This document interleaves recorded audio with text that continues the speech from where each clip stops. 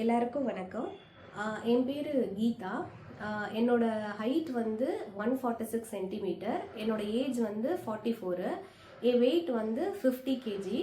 நான் வந்து யூஏஇலேருந்து மைசூருக்கு வந்து ஒரு 3 மந்த்ஸ் முன்னாடி ஷிஃப்ட் ஆனேன்.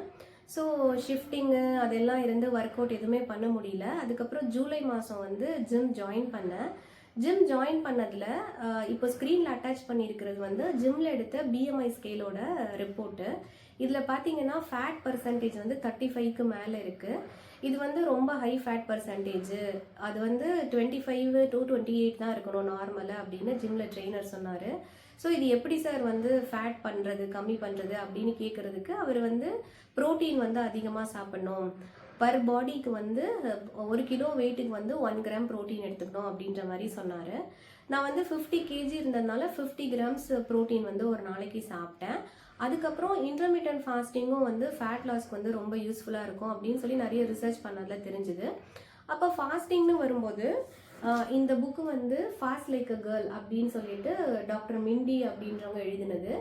இந்த புக்கு வாங்கி இதில் அவங்க என்ன இன்ஸ்ட்ரக்ஷன்ஸ் கொடுத்துருக்காங்க அப்படின்னு சொல்லி பார்த்தீங்கன்னா, ஜென்ஸ் மாதிரி லேடிஸ் வந்து எல்லா நாளும் ஒரே மாதிரி ஃபாஸ்டிங் வந்து பண்ணக்கூடாது. பீரியட்ஸ் வர்றதுக்கு 1 வீக் முன்னாடி ஃபாஸ்டிங்கே பண்ணக்கூடாது அப்படின்லாம் சொல்லியிருந்தாங்க. ஸோ அது மாதிரி நான் வந்து 30 டேஸில் வந்து 3 வீக்ஸ் வந்து 15/9 ஃபாஸ்டிங் வந்து பண்ணேன். 6:30க்கு டின்னர் முடிச்சுட்டு மார்னிங் 9:30க்கு வந்து ஃபாஸ்ட் வந்து பிரேக் பண்ணது. அப்புறம் பீரியட்ஸ் வரதுக்கு 1 வீக் முன்னாடி நான் 12 ஹவர்ஸ் ஃபாஸ்டிங் தான், அதான் 7:30க்கு மார்னிங்கே ஃபாஸ்ட் வந்து பிரேக் பண்ணிடுவேன். இந்த 30 டேஸில் வந்து 4 வாட்டி வந்து வெளியில் சாப்பிட்டேன். அதுக்கப்புறம் வந்து வீட்டில் சமைச்சதை மட்டும்தான் வந்து சாப்பிட்டேன்.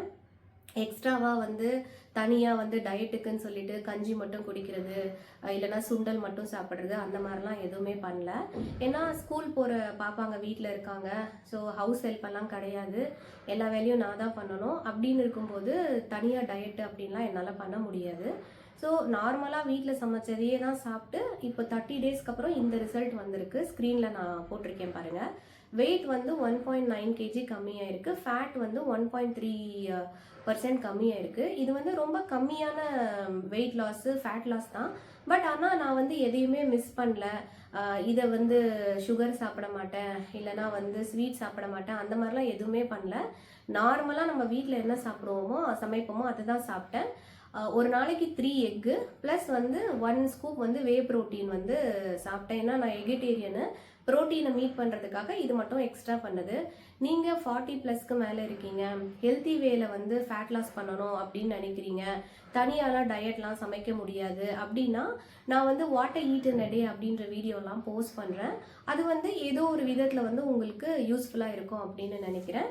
தேங்க்யூ ஃபார் வாட்சிங்.